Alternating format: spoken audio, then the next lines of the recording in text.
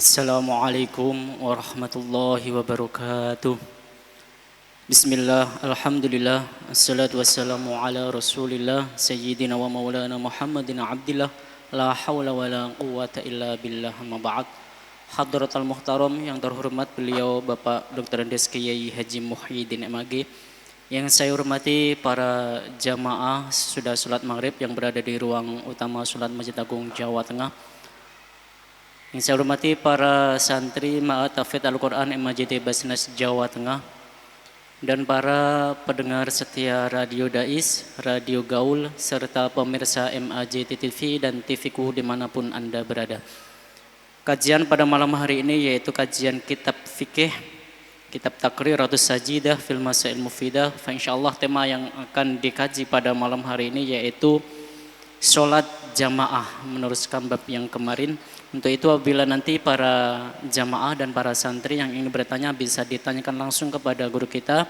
Dan bagi para pendengar serta pemirsa yang ingin bertanya bisa melalui WhatsApp-nya Radio Dais di 0821 336 70.000. Untuk mengawali pengajian pada malam hari ini, terlebih dahulu mari kita buka dengan bacaan umul kitab. Liridhaillah wa li syafaati Rasulillah bi barakati suratul Fatihah. A'udzu billahi minasyaitonir rajim. Bismillahirrahmanirrahim. Alhamdulillahirabbil alamin arrahmanir rahim maliki yaumiddin. Iyyaka na'budu wa iyyaka nasta'in. Ihdinas siratal mustaqim. Siratal ladzina an'amta 'alaihim ghairil maghdubi 'alaihim waladdallin. Amin. Selanjutnya kami persilakan kepada Bapak Dr. Andes Kiai Haji Muhyiddin MAG. Assalamualaikum warahmatullahi wabarakatuh. Bismillah, alhamdulillah, wassalatu wassalamu ala rasulillah wa ala alihi wa ashabihi wa mawala. La hawla wa la quwata illa billah, amma ba'du. Rabbi shrah li sadri wa yassir li amri wahlul 'uqdatam min lisani yafqahu qawli. Para peserta pengajian jamaah Masjid Agung Jawa Tengah, khususnya para santri Ma'had Hafidz MAJT Basnas dan para pendengar Radio Dais, Radio Gaul, rahimakumullah. Syurutu sihhatil udwati, syarat sahnya qudwah, makmum. Ayhalul makmum ma'al imam. Maksudnya syarat tentang sahnya makmum dan imam. Ada beberapa syarat. Saya lihat tercatat 5 syarat. Pertama, alla ya'lama al-ma'mum butlana sholati imamihi. Allah ya'lama, makmum tidak ngerti butlana, batalnya sholati imamihi, sholatnya imam. Persoalan bahwa imam itu batal, itu makmum tidak bisa disebut tidak sah. Tapi yang penting itu bahwa makmum itu nggak ngerti. Kalau makmum ngerti bahwa imamnya tadi kentut, iki mau cah iki ngentut tok, saya iki ngimami. Ini berarti tahu bahwa imamnya itu batal sholatnya karena tidak punya wudhu.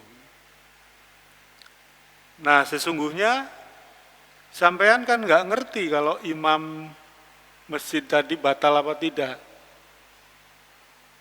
Nah ini, jadi syaratnya itu makmum itu nggak ngerti, tidak tahu bahwa imamnya itu batal wudhunya. Ya, Bisa batal itu bihadasin karena hadas, au ghairihi atau bukan karena hadas. Kamujtahidaini seperti ada dua mujtahid, ikhtalafa yang berbeda pendapat fil kiblati mengenai arah kiblat. Au nahwiha atau contoh yang lain. Jadi dulu terutama ya, dulu ya. Orang dalam perjalanan lalu di suatu tempat dia mau sholat. Pertanyaannya kiblatnya mana? Karena sholat itu harus menghadap kiblat. Ya. Kalau sekarang gampang wong ning dindi ada masjid toh. Masjid ya mesti menghadap kiblat. Tapi bisa jadi Anda tidak menemukan masjid. Ya, Anda tidak menemukan masjid, sholat ning nggon ora-ora. Di perjalanan di tengah padang pasir, matahari mendung, sehingga Anda tidak tahu ini kulon di wetan di.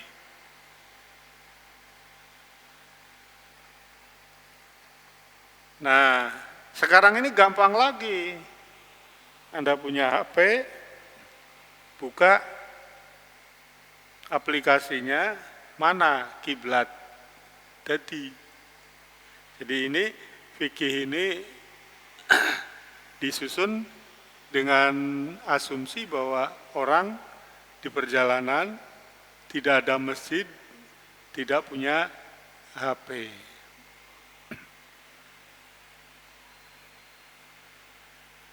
Yang kedua, al-layak takida al-ma'mum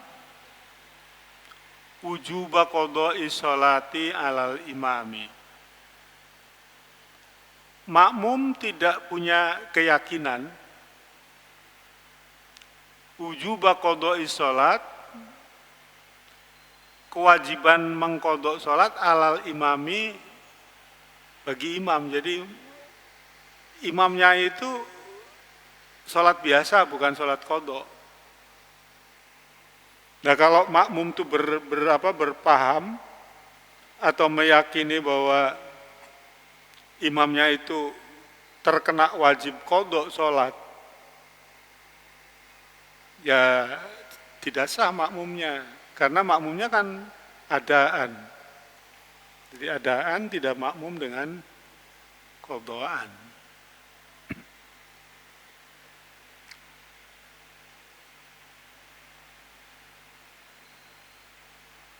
Kamukimin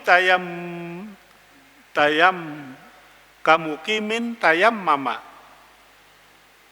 Seperti orang mukim yang kemudian dia melakukan tayamum. Wa ijtama'a nafarun. Kalau satu kelompok, satu rombongan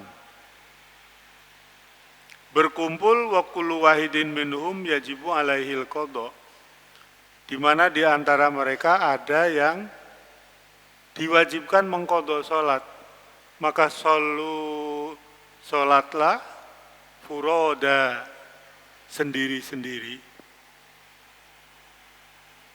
Jadi kalau kamu berombongan lalu kemudian ada yang qodha, berarti kamu tidak qodha, ya sudah sholatnya sendiri-sendiri.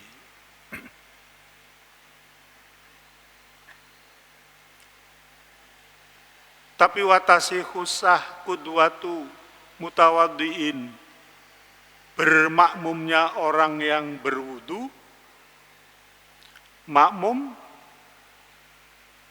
bimutayamimin, dengan orang yang bersuci dengan tayamum. Jadi ada satu orang nggak wudu tapi tayamum. Artinya bahwa tayamumnya ini sah ya. Sah karena memenuhi syarat. Yang satu wudu biasa. Maka orang yang bersuci dengan wudhu boleh makmum dengan orang yang bersuci dengan tayamum.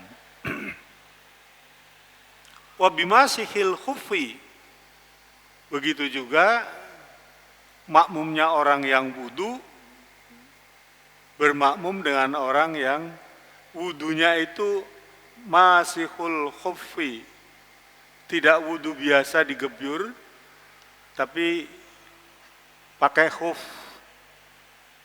Pakai khuf tuh pakai kaos kaki yang kalau dicopot itu nanti problem. Nah, kita jangan bayangkan kondisi normal. Kalau kondisi normal ya melepas khuf nggak ada masalah. Tapi ini misalnya di dalam kondisi di mana dinginnya luar biasa. Melaku ninggon dhuwur jubin itu nggak kuat. Sedangkan lantainya jubin atau keramik. Wa qudwatul qaimi, begitu juga sah makmumnya orang yang bisa berdiri bil qaidi dengan orang yang sholatnya sambil duduk. Ada orang yang sholat sambil duduk karena nggak bisa berdiri, maka orang lain boleh makmum ke situ meskipun yang makmum itu bisa berdiri. Ya tentu ketika sholat dengan duduk itu mereka melakukannya dengan benar. Kapan ruku, kapan sujud, bagaimana rukunya, bagaimana sujudnya.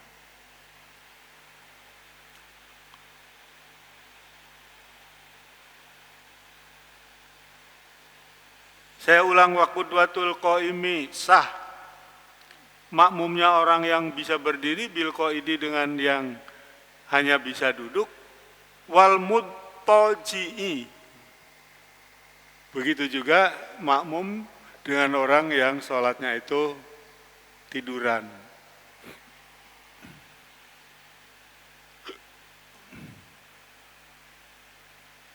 Wa qudwatus shahihi, begitu juga sah makmumnya orang yang sehat bisa lisi makmum pada orang yang beser. Jadi ada orang beser, pipas, pipis, pipas, pipis. Akhirnya dia memakai apa itu namanya? Pempes. Memakai kondom. Makanya ya bisa saja ya pakai kondom ya.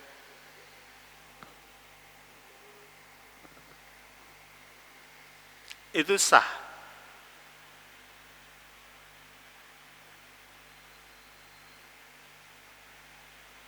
Wa qudwatu thahirati, makmumnya orang yang suci bil mustahadati dengan orang yang istihadah. Jadi orang yang berdarah tetapi bukan darah men. Itu namanya darah istihadah. Nah, itu syarat yang kedua tadi, alayak takidal makmum wujuba qadha'i shalah ala imam. Syarat sahnya makmum yang ketiga, alayakunal imamu makmuman. Alayakuna ingin tora ono sapa al makmumu sapa al imamu makmuman iku dadi makmum. Tadi jamaah ya Mas ya. Sampean makmum kan? Ya. Kalau ada orang yang datang menyusul masbuk, di mana sampean masih sedang jamaah dengan imam tadi siapa? Gus Fakih, wong sedang makmum kok terus dimakmumi. Ini tidak sah. Jadi misalnya ada orang yang nggak ngerti ya, nggak ngerti kalau dia itu sedang makmum. Sementara imamnya itu kamu nggak suka, wah imam koyo ngene ya. Aku ora tak makmum karo imam kuwi, aku makmum karo makmum wae. Berbeda kalau makmum itu sudah imamnya yang di depan sudah selesai, makmumnya berdiri karena masbuk, nambah 1 rakaat. Lah ketika nambah, kamu makmum ke dia, dia bukan orang yang lagi makmum, tapi dia orang yang sholat sendiri. Karena tadi imamnya sudah selesai, dia masih kurang 1 rakaat. Ini sederhana tapi jangan sampai salah paham ya. Pokoknya orang sholat menjadi makmum itu harus makmum kepada imam, jangan makmum kepada makmum.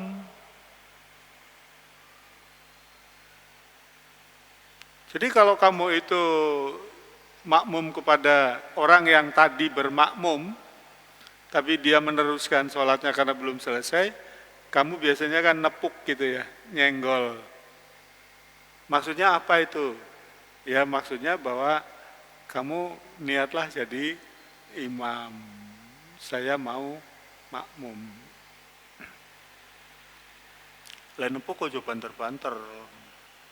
Kaget lah kok malah batal wudune. Nek kagetnya nemen, arep makmum kok malah ngamplang.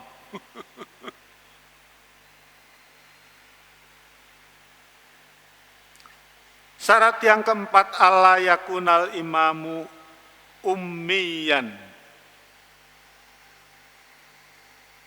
Syarat yang keempat, kamu sah bermakmum dengan imam, tapi imamnya tidak boleh orang yang ummiyan. Apa itu? Ummi itu nggak benar bacaannya. Karena apa? Karena di dalam sholat itu ada rukun qauliyah. Rukun yang sifatnya dibaca. Nah, ketika membaca rukun itu seperti membaca Fatihah itu harus benar bacaannya. Jangan orang jadi imam maca Fatihah wae ora iso.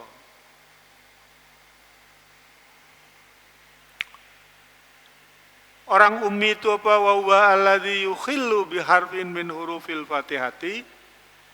Itu orang yang cacat satu dari huruf-hurufnya Fatihah. Fala yajuzu ayyakunal ummiyu imaman. Maka tidak boleh seorang ummi menjadi imam. Arotta, ya arotta engkau ning isor ana keterangane. Yang arot al-sagho atau yang al-sag.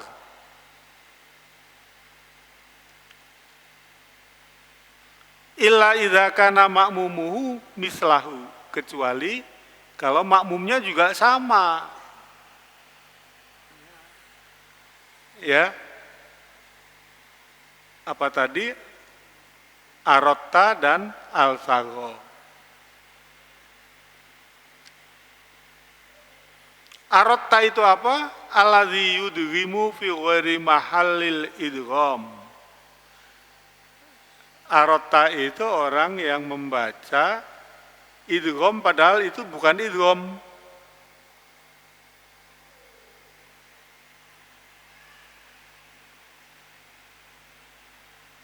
Misal al-muttaqin, mestinya mustaqim. Ihdinas siratal mustaqim. Kok ihdinas siratal muttaqin. Nah, ini namanya arotta.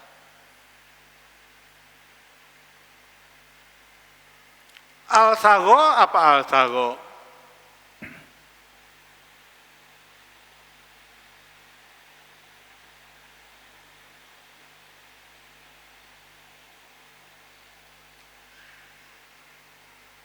Al-sagho itu alladzi yubdilu harfan makana harfin. Ganti huruf. Sesuatu yang harus dibaca sesuai dengan hurufnya tetapi diganti. Ini maksudnya itu moco ain karo hamzah Kan meh podo ya toh. Nah, kalau kemudian membaca hamzah dibaca kayak ain, sebaliknya membaca ain malah dibaca kayak hamzah, nah ini tidak sah ini. Ini namanya arotta. Apa itu al-sal? Mislu alhamdu. Mestinya alhamdu.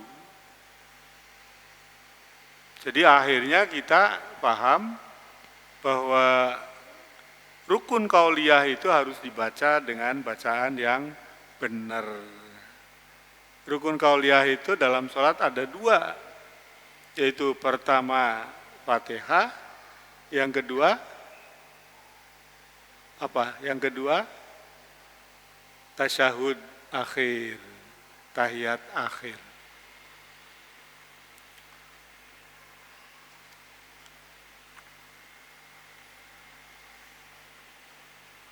Lalu ada lagi at-tam-tam.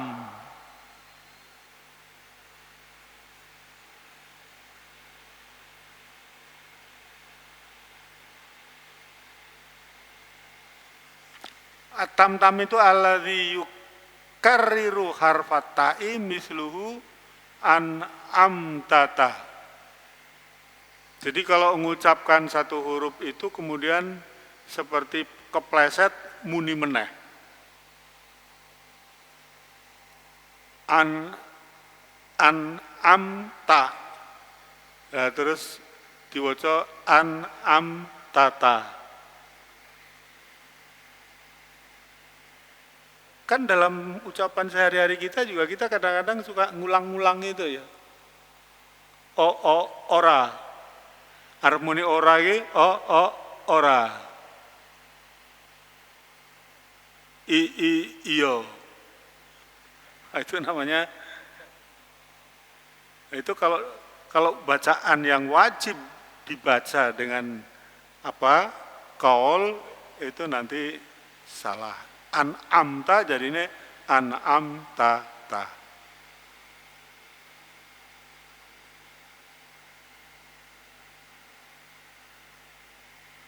Watasihu sah imamatut tam-tam wal fa'fah ma'al karohati. Ya, tetapi sah imamatut tam-tam ma'al karohati makruh. Mas Faizin ada pertanyaan? Assalamualaikum warahmatullahi wabarakatuh. Bapak Kiai izin bertanya dari Pak Zainal di Kangkung. Ketika imam batal dan keluar dari tempat imam, sedangkan para makmum tidak mau maju jadi imam, apakah niat kita yang semula makmum bisa dirubah menjadi munfarid? Yang kedua, terus apakah kita harus batalkan sholat makmum terus mulai dari awal lagi untuk sholat sendiri? Matur suwun Pak Yai. Pertanyaan pertama tadi apa? Apakah niat yang semula makmum bisa dirubah menjadi munfarid atau sendiri? Ya, jadi maksudnya dia makmum berarti jamaah. Berarti niatnya itu sholli fardhol maghribi salah sarokaatin makmuman lillahi ta'ala Allahu akbar. Terus setelah itu dia misalnya nggak percaya ya, iki imam rangunah bacaane. Nah, terus dia memisahkan diri namanya mufarokoh. Ya boleh. Cuma akhirnya dia tidak jamaah kan. Akhirnya dia tidak jamaah. Ya tentu pahala jamaahnya hilang. Ya tapi kalau alasannya tepat, di mana imamnya ternyata blas ora iso maca Fatihah, padahal sampean bisa, itu harus mufarokoh. Kecuali kalau sama-sama nggak bisa, sama-sama ummi lah, ora arep makmum karo denene ya maca dhewe ya mufarokoh maca dhewe ora fasih. Jadi sholat jamaah kemudian mufarokoh dengan alasan itu boleh. Tapi alasannya jadi gawe-gawe. Kalau di kampung saya waktu kecil itu anak mufarokoh itu karena imamnya baca surat itu dawane ra karuan. Wah, tak ruku dhewe wae. Jadi dia pinter ngerti fikih itu mufarokoh. Tapi kan jadinya jamaahnya batal. Jamaahnya tidak mendapatkan fadilah jamaah. Yang kedua, imam batal keluar. Ngerti nih batal bi? Jadi ada jamaah, imamnya merasa kentut, lalu kemudian keluar. Keluarnya bukan ke belakang tapi ke sana. Iya ini.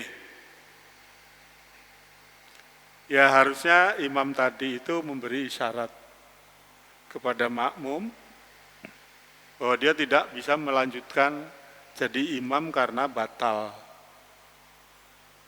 Ya, terus makmum yang ada di paling depan, memang mestinya makmum yang paling depan itu harus makmum yang ngerti fikih. Jangan makmum yang paling depan itu cah cilik-cilik, SD.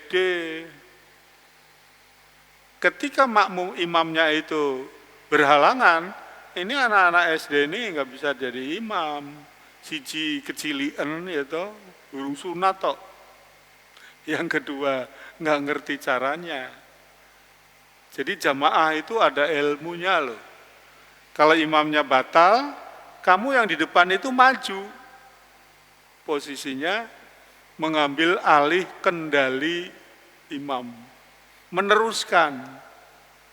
Ya, bukan mengulangi lagi. Kalau mengulangi lagi kan terus pengumuman, iki imamnya Faizin batal. Wes sholat sendiri-sendiri apa arep makmum karo aku. Nggak gitu. Kasus ini sering terjadi loh. Sering terjadi bukan karena batal tapi seringnya terjadi sakit imamnya itu kemudian gelimpang bahkan akhirnya meninggal.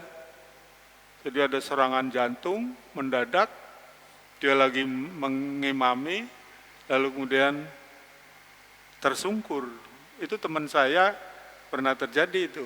Teman saya, teman sama-sama dosen, dia jadi ketua MUI Salatiga, lagi ngimami sholat Jumat. Ya. Begitu sujud langsung gelimpang. Nah ini orang makmum yang paling depan, sop depan yang dekat dengan imam itu harus bisa melanjutkan. Kalau mau melanjutkan, mengambil alih. Nah, kalau tidak melanjutkan baleni ya repot. Khutbah meneh. Jumatan no. Nah, nek cuma sholat subuh tok itu baleni sedilo 2 rakaat gitu. Tapi kalau sholat Jumat karena antara jam apa itu khutbah dengan sholat itu harus nyambung. Harus nyambung, begitu selesai khutbah lalu kemudian iqomah. Nggih, ngoten nggih. Yang kelima, ala yaqtadiya ar-rajulu bi imra'atin au khunsa. Ala yaqtadiya, tidak boleh makmum. Ini kata-katanya gonta-ganti ini. Ada makmum, ada qudwah, ada yaktadi. Itu semua artinya sholat mengikuti makmum. Ala yaktadiyat yento ora makmum sapa arrajulu wong lanang makmum bimroatin kepada orang perempuan. Jadi lanang makmum karo perempuan ndak sah. Ini paket ini. nggak usah dinyang. Au khunsa, atau orang laki-laki makmum dengan orang khunsa. Khunsa itu kalau Pak Yai di pondok itu maknanya bogo purus. Bogo purus itu yo khunsa kowe apa kae? Wandu. Wandu tenan, tapi sekarang itu ada orang normal, ada orang wandu, ada orang yang berperilaku wandu. Jadi sebetulnya dia tidak wandu, cuma dia berperilaku wandu. Nah ini yang berperilaku wandu itu statusnya ya aslinya lanang apa wedok. Berperilaku wandu itu ya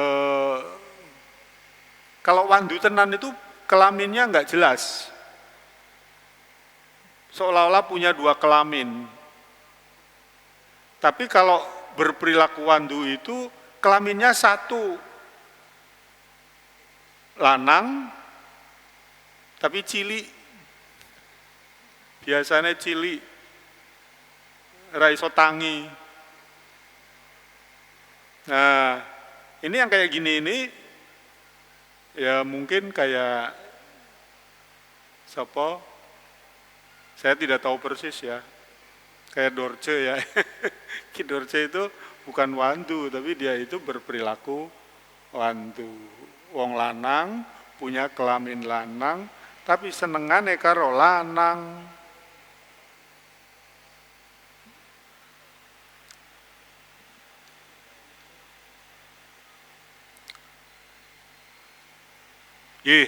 Niku sampun 5 syarat ya. Kalau baleni mali 5 syarat niku. Pertama, makmum tidak ngerti bahwa imamnya itu batal. Yang kedua, makmum tidak berkeyakinan bahwa imamnya itu sedang sholat qadha. Yang ketiga, makmum harus berimam kepada imam, jangan berimam kepada makmum. Yang keempat, imam itu harus tidak boleh ummi. Ummi itu nabiyil ummi. Jadi kalau di sini ummi itu artinya enggak becus bacaannya, enggak benar. 4 yang kelima, tadi tidak boleh orang laki-laki bermakmum kepada perempuan atau khunsa. Dobitul imami alladzi tasihu bihil qudwah. Sekarang rumus imam yang bisa sah qudwahnya. Ayakunal imamu musawiyan lil makmumi au a'la minhu rutbatan yaqinan. Imam itu harus musawiyan, sama dengan makmum, au a'la atau lebih tinggi, minhu rutbatan derajatnya, yakinan dengan mantap.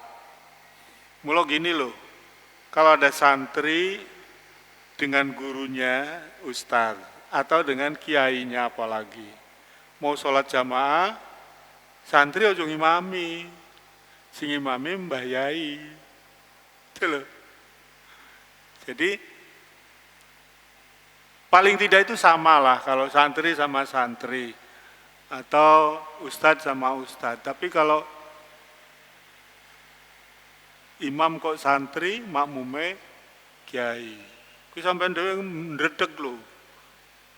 Wah, jajal kowe dadi imam, sini mburi makmum karo kowe Mbah Ulil. Wani ra? Mas. Wani ra? Kowe dadi imam, makmume Mbah Ulil, Mbah Zainuri. Ngewel kowe.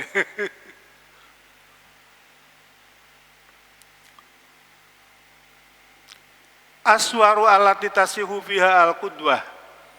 Gambaran sahnya makmum. Itu ada 5. qudwatu rajulin birajulin, makmumnya orang laki-laki dengan laki-laki. Yang kedua qudwatu imro'atin birajulin, makmumnya orang perempuan dengan orang laki-laki. Qudwatu khunsa birajulin. Yang ketiga khunsa, makmum kepada orang laki-laki. Qudwatu imro'atin bi khunsa, wong wedo makmum karo khunsa.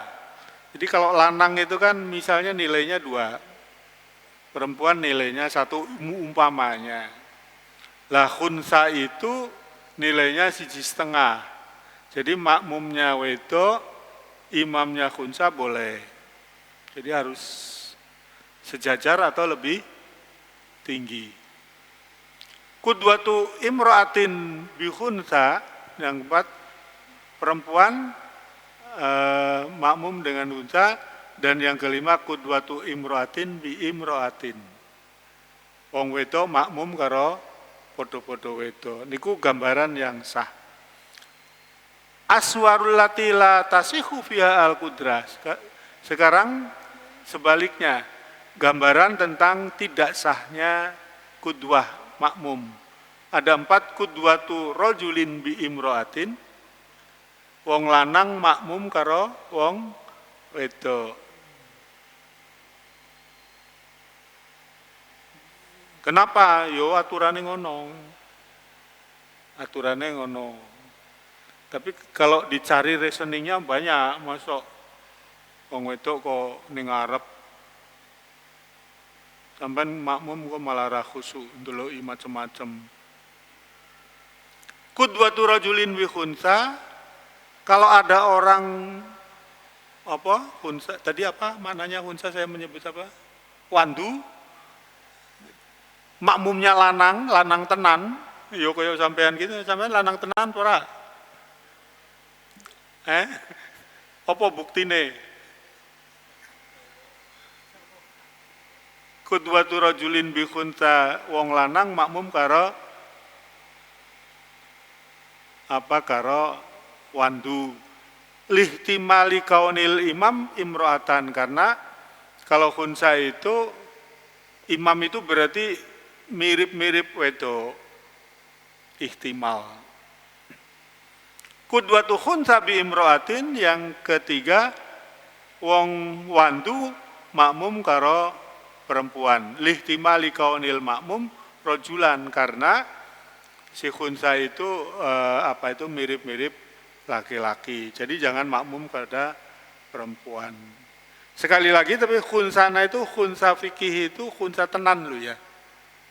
Khunsa tenan. Jadi wong kelainan betul itu, kelainan zohiron wa batinan. Nah, sekarang ini sekali lagi banyak orang yang sebetulnya normal, tapi kemudian karena pengaruh pergaulan lalu jadi nggak normal. Nah ini yang biasa disebut LGBT, lesbian, gay, biseksual, transgender. Yang keempat qudwatu khunsa bi khunsa. Khunsa karo khunsa ya ora entuk. Loh, padahal kuwi sejajar ya. Ya tidak sejajar, karena khunsanya itu kan ada yang khunsa nemen, ada yang khunsa ya biasa-biasa gitu. Nek nemen kan wis nyun sewu wis owah kaya wong owah ngono, mosok wong lanang karo wong lanang kok nyetrum. Wallahul muwaffiq ila aqwamit thoriq. Assalamualaikum warahmatullahi wabarakatuh. Waalaikumsalam warahmatullahi wabarakatuh. Alhamdulillah, kajian pada malam hari ini sudah selesai. Mudah-mudahan kajian pada malam hari ini mendapatkan ridho dari Allah Subhanahu wa taala, berkah manfaat untuk kita semua. Mari kita baca hamdalah. Alhamdulillahirabbil alamin. Akhirul kalam, wallahul muwaffiq ila aqwamit thoriq. Wassalamualaikum warahmatullahi wabarakatuh.